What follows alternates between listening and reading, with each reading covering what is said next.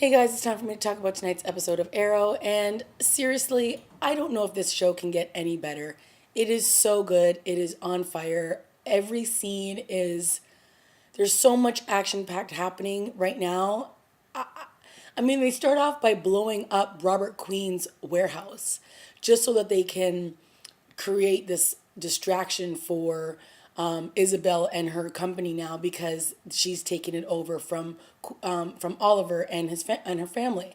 So they literally blow up the warehouse. I mean, seriously, crazy. And Thea is off the rails right now. She knows the truth that Malcolm Merlyn is her father, and she is having none of it. She doesn't want to talk to Oliver. She doesn't want to talk to her mother. She feels so betrayed. She thinks that her father never even knew the truth, but then she finds out that he did, and she's still not happy with the information. So Thea is moving out of the house, and she is going who knows where. Some crazy stuff going on with Laurel in this episode. If you remember, Slade told her at the very end of the episode that Oliver Queen was Arrow.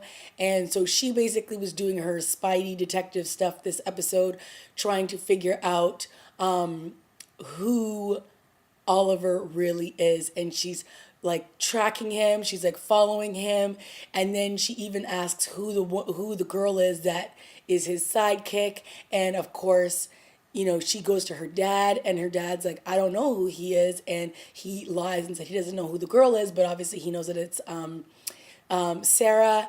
And so literally Laurel is putting two and two together, and she's realizing that Sarah is actually this woman, Black Canary, that Oliver is actually Arrow. She sees all these marks on Sarah's back, and she asks her what happened, and she plays it off like it's nothing. I mean, Laurel is literally like losing her mind putting all of this together. And I actually really like the scene between her and her father where she goes to him and she's like, I know who the Arrow is. And he's like, don't say anything. He's basically like, I don't want to know. And then he kind of turns it around and is like, can you only imagine what his life must be like holding on to the secret kind of thing? And I think it makes Laurel realize that obviously this whole time he's been doing these things to protect her. And she even calls him out, and she's like, she meets up with him and she's like, I basically know who you are. And then she gets the phone call that her father's been beaten up in prison. Poor Quentin. Why would you put him in general population? You know that he's a cop and that he's put away a lot of these bad guys. So yeah, Quentin gets a good little beat down. But lots happening in this episode. And at the end of it, Laurel pretty much goes to Oliver, gives him a big hug, and she's like, you're important to me. And she knows the truth, but she's not going to reveal it, obviously. And I think Oliver knows that she knows, but he's not going to say anything. So really the only person who's in the dark about who he really is, obviously, is Quentin, his mother, and his sister right now. So goodness me, like lots of crazy stuff going on. Some great stuff going on with Diggle and Felicity. Felicity obviously was the one who came up with the plan to blow up the warehouse. And she's like, I didn't think you guys were actually going to go forward with it. So she had some really good lines in this episode. Obviously she's all for taking down Isabel and knowing what a manipulative, she is, and that she's actually working with Slade. And it turns out that Isabel was having an affair with Oliver's father, and she was more than just like some intern hussy that he was fooling around with, but that he was actually going to leave Moira for her and leave his whole family. And they were about to do it when Thea, I guess, got into an accident, fell off a horse, and then ultimately he left Isabel and went back to his family. So she was obviously very upset about that. So I'm sure when Slade was like, let's take down, Oliver and his family, she was all on board with that. And she is actually the one who revealed to Oliver that his father knew Malcolm Merlyn was Thea's father. So crazy reveals happening in this episode, guys. Lots of craziness going on. And don't even get me started on Slade, because that is coming. We also had some really great flashbacks in this episode, and it was all about Dr. Ivo, and we find out that there's actually a cure for this Mirakuru, and that Oliver actually had the opportunity to give it to Slade when they were back on the island, but he never did. The serum, I guess this cure is actually on the freighter. It's in a safe that is in Dr. Ivo's office. So now they have to go back to the freighter to get it. Oh my gosh! Like, what is going to happen when that all goes down? But Dr. Ivo, as you remember, had his hand sliced off by Slade, and now he's basically like the poisoning is set in, and is like he's probably got blood poisoning, and he's like all he's basically dying, and he begs Sarah to kill him so that he can go and not be tortured. And of course, Oliver's like, please, you don't deserve an easy death. You deserve to basically be tortured. And Sarah points the gun to him, and she's ready to kill him, and she just can't do it. Oliver takes the gun from her, and Dr. Ivo's all like, oh, I was a good guy, I was a good doctor, I was a good husband, and I never even took the serum. And then all of a sudden, boom, boom, he gets shot twice in the chest, and you look up, Oliver is the one who pulls the trigger. And, Sarah says to him, you didn't have to do that. And he's like, once you kill somebody, it changes you forever. And he didn't want her to have to go through that. So, again, a lot of really good stuff happened between Sarah, and I don't know if they're just like changing it because obviously they have really good chemistry in the present day. So, they obviously had a lot of feelings for one another when they were back on the island. So the fact that Oliver thought she was dead when he was back in Starling City this whole time up until this season is crazy. So I still can't wait to figure out how that went down, how he thought Sarah died, and how he emotionally he must have been emotionally distraught from that, because you just see how much they really care for each other on the island. And I liked all of those flashbacks. And again, some great revelations knowing that there is a serum, there's a cure. So obviously in present day, they're going to try to make that cure so that they can shut down Slade for good. Now, before I get to Slade, obviously there was some stuff, of course, going down with Felicity, and not as much with Diggle, but Diggle was obviously there in every single awesome fight scene that was going down, whether it was with Slade or it was with Isabel or whether it was with the people at the top of the episode. Just some really good fight scenes going on.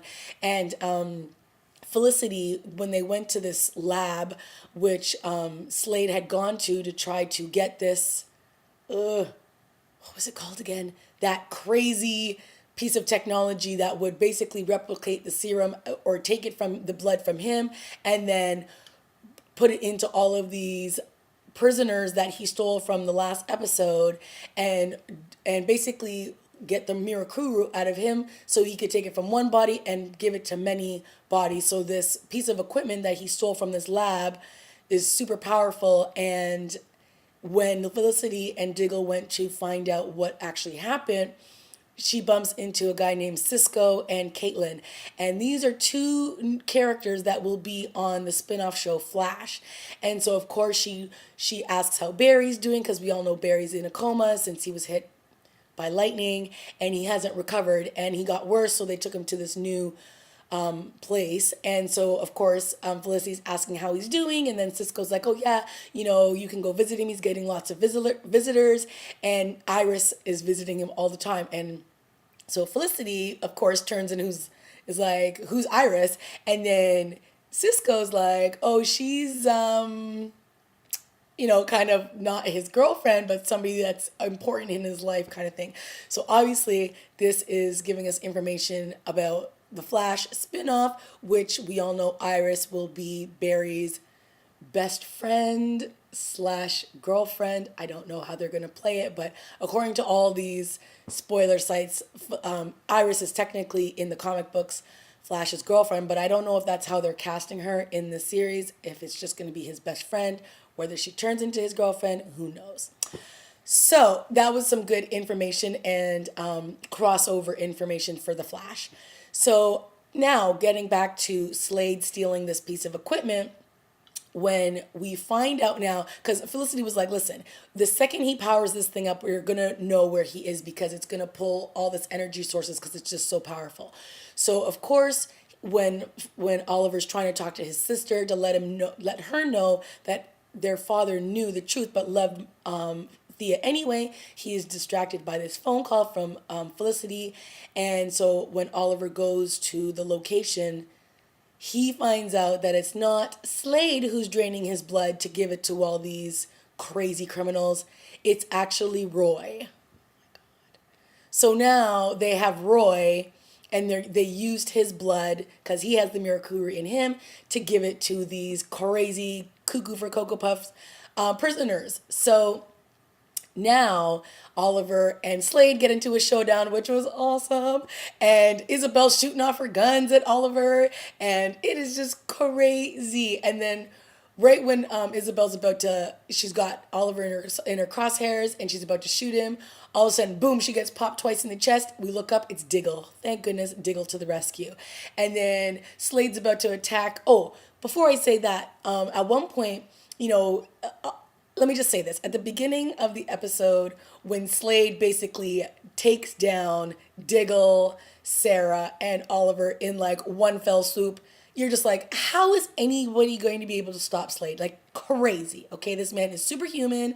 He's got more tricks up his sleeves than anybody can prepare for.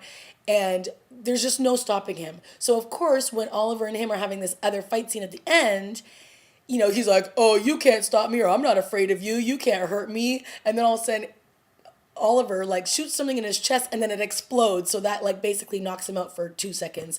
And I was like, okay, now we're getting somewhere. This is how we can subdue Slade. Like, this is the only way. You have to basically like blow him up to do it.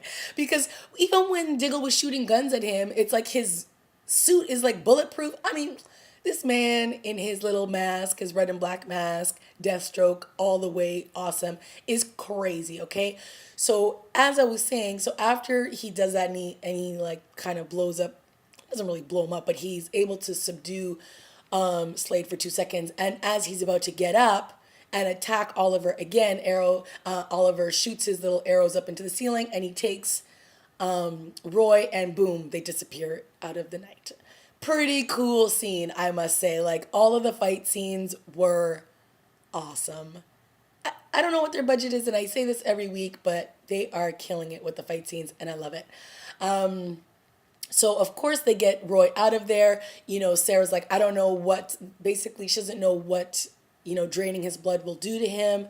But for now, he's weak, but, he's still alive and he's stable. So it'll be interesting to see the side effects that this does to Roy, because we already know he's very hot-tempered. He's like, he flies off the handle very quickly. So I don't know what this might do, but we'll see. And then, of course, at the end, we think Isabel is dead, but we see Slade stand up. He looks a little bit disheveled. Like, he looks like, he got a little of the wind taken out of his sails. And he walks over to the table. Isabel's laying on the table. She's got the blood pouring out of her eyes like all the other people that get infected by the Mirakuru do. And then he like basically pulls her eyelids back, and it looks like she's alive. So are we saying that he can bring people back from the dead? Or was she dead? Oh my God. Guys, I just don't know. This show is killing it. That's all I can say. Everybody's storyline in this episode was awesome. Sarah, you can tell that she's still fighting with the fact that she can't tell her sister the truth. She's there for her dad. She doesn't want to leave her dad's side. She's obviously there for Oliver. Everybody's there for Oliver. Like, there's so much tension going on because Slade is always 5 steps ahead of them. I mean, when Slade was literally in their lair and he was like, let's go, bring it. And you're just like, word. He's not afraid of anything or anyone. And that's what's so awesome, because he is like this awesome villain, and you get why he's so angry, and you get why he's building up this army, which now at the end he has. And you're just like, I personally don't want to see Slade die, because I really like the character. I really like the actor who plays him. And I think he's a great nemesis for Oliver. Oliver is always can take down his enemies super easy, and I like that this is the one person who he had the opportunity on the island to fix, turn him back into a human, and he didn't. I don't know exactly why, because they didn't get to that part in the flashback, but he is now his number one nemesis, and he is doing everything perfectly to destroy Oliver from within and take away his family and the loved ones and everything. And I think that it's all happening so perfectly. and I'm loving every single second of it. Guys, let me know what you thought of this episode. We didn't have any Sebastian blood in it. That's okay because there was tons of other stuff going down, okay? I am like they were just dropping bombs everywhere and that's great. It was like full of stuff. Let me know what you thought of this episode, guys. Leave a comment down below, like, subscribe, and I will see you next week. Bye.